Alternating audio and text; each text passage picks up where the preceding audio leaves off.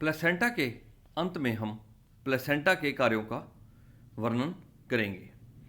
जैसा कि इससे पहले मैंने आपको बताया कि प्लेसेंटा का मुख्य कार्य मात्र ऊतकों से पोषक पदार्थ एवं ऑक्सीजन को भ्रूणीय ऊतक तक पहुंचाना है और इसी प्रकार भ्रूणीय ऊतक से CO2 एवं वेस्ट प्रोडक्ट को मात्र ऊतक में पहुंचाना है।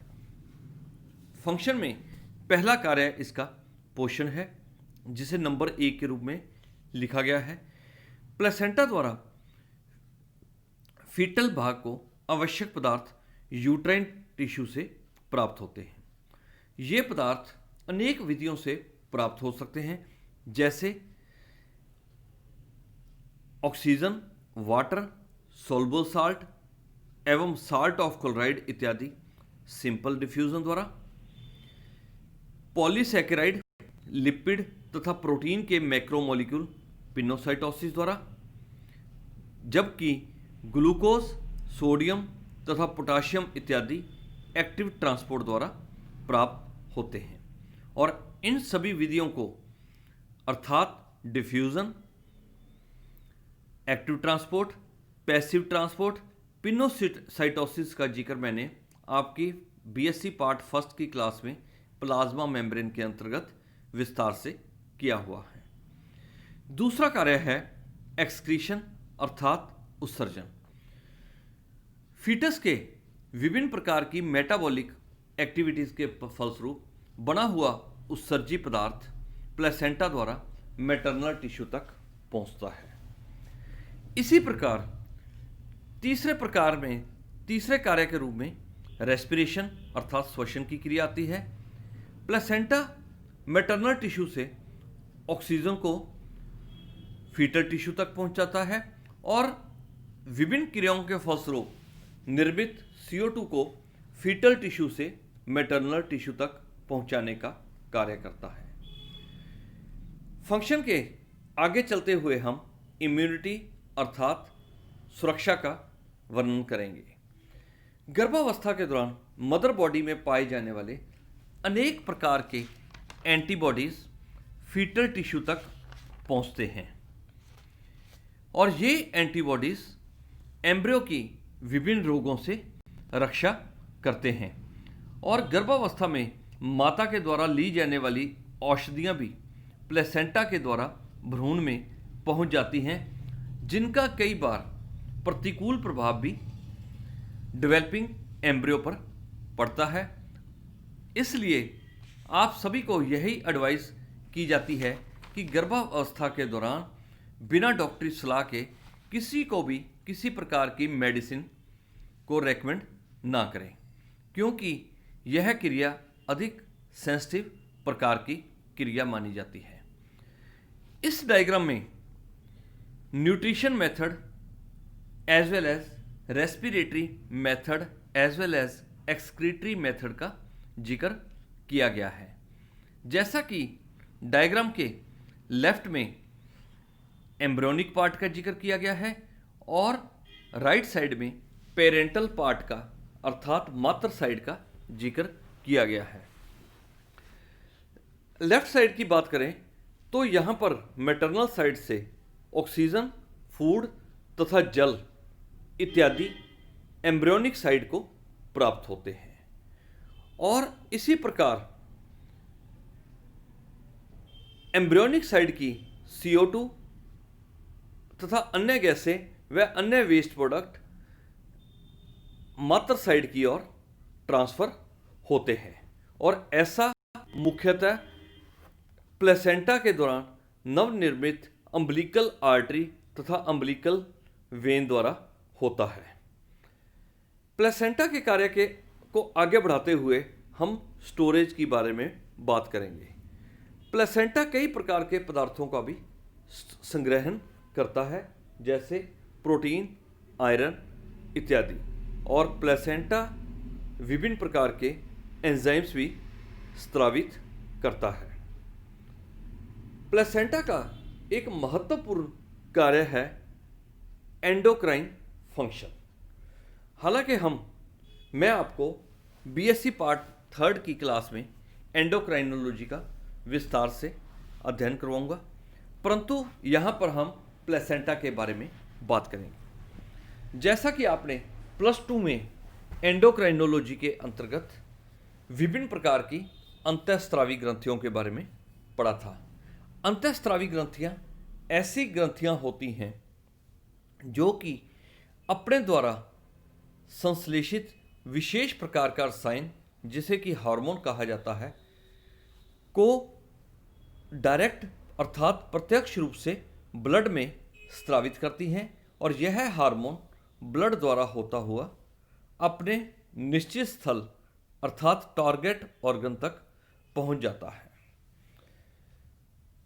अंतःस्रावी ग्रंथियों के अंतर्गत मुख्यतः pituitary gland, thyroid gland, adrenal gland, pancreas, testis, placenta एवं ओवरी का जिक्र किया जाता है।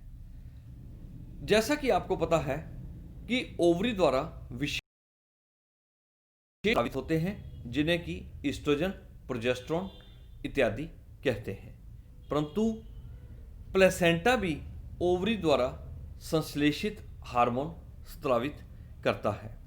तो हम अंतःस्रावी कार्य के रूप में अर्थात एंडोक्राइनल फंक्शन के रूप में प्लेसेंटा के कार्यों का जिक्र करेंगे। इसमें सबसे पहला हार्मोन है प्लेसेंटल गोनेडोट्रोपिन। यह एक ग्लाइकोप्रोटीन है जिसमें सैलिक एसिड तथा अन्य प्रकार के कार्बोहाइड्रेट पाए जाते हैं और मनुष्य में इस हार्मोन को HCG कहते हैं। यह हार्मोन अंडाशय को प्रेरित करता है तथा पिट्यूटरी हार्मोन के साथ मिलकर ईस्ट्रोजन एवं प्रोजेस्टेरोन का स्रावन करता है तथा संपूर्ण गर्भावस्था के दौरान कार्पस लुटियम को बनाए रखता है। यहां पर एक नई बात आई है जिसका नाम है कॉर्पस लुटियम।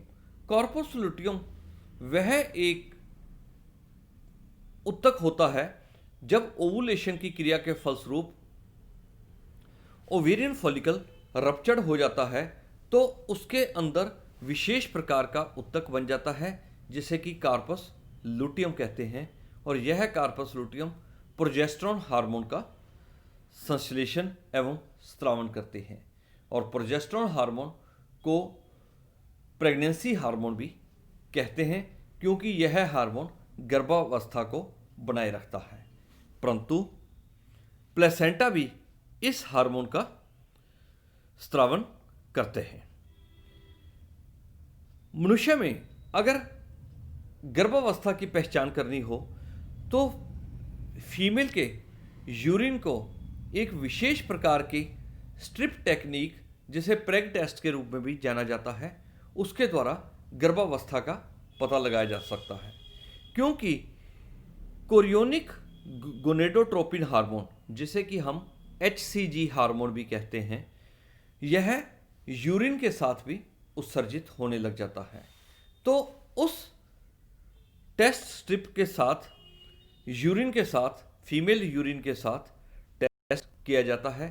टेस्ट पॉजिटिव आने पर वह फीमेल कंसीव कर जाती है, का अर्थ है कि वह फीमेल कंसीव कर गई है अर्थात वह गर्भावस्था में चल रही है। अगर टेस्ट नेगेटिव आता है तो उसमें किसी प्रकार की प्रेगनेंसी नहीं है।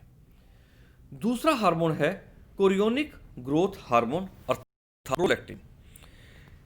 यह हार्मोन भी प्रोटीन चेन का बना होता है और यह भ्रूण को ऊर्जा आपूर्ति हेतु स्वतंत्र रूप से फैटी एसिड, ग्लूकोज एवं प्रोटीन उपलब्ध करवाता है। ईस्ट्रोजन हार्मोन, यह हार्मोन ओवरी के साथ साथ फीमेल ओवरी के साथ साथ प्लेसेंटा द्वारा भी स्रावित होता है। यह स्टीरॉयड प्रकृति का होता है और फीमेल के प्राइमरी लैंगिक लक्षणों को नियंत्रित करता है।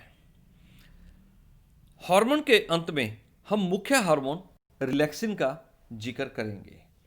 यह हार्मोन प्लेसेंटा के द्वारा स्रावित होता है और गर्भावस्था के अंत में जब प्रसव की क्रिया शुरू होती है अर्थात डिलीवरी की क्रिया शुरू होती है तो यह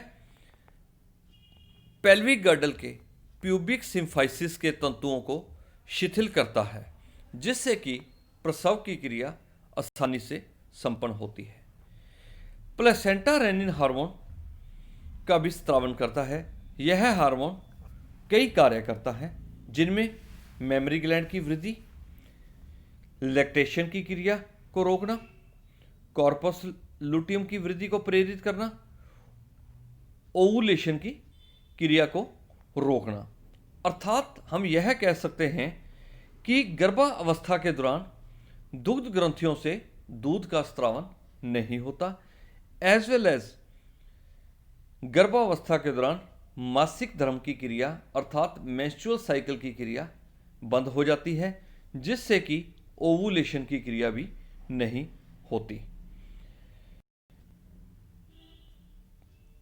प्लेसेंटा हार्मोन रिलैक्सिन यूटरस की वृद्धि को भी प्रेरित करता है।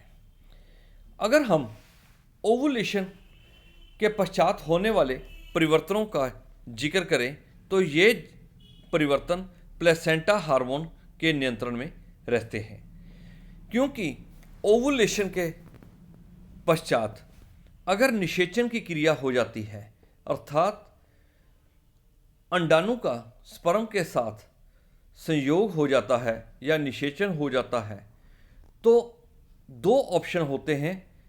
अंडा निषेचित भी हो सकता है और अनिषेचित भी हो सकता है। निषेचन की क्रिया के पश्चात निम्न परिवर्तन आते हैं, जैसा कि लेफ्ट साइड में दिखाया गया है। यदि निषेचन होता है तो क्या क्या होता है? कॉर्पस लुटियम का निर्माण होगा।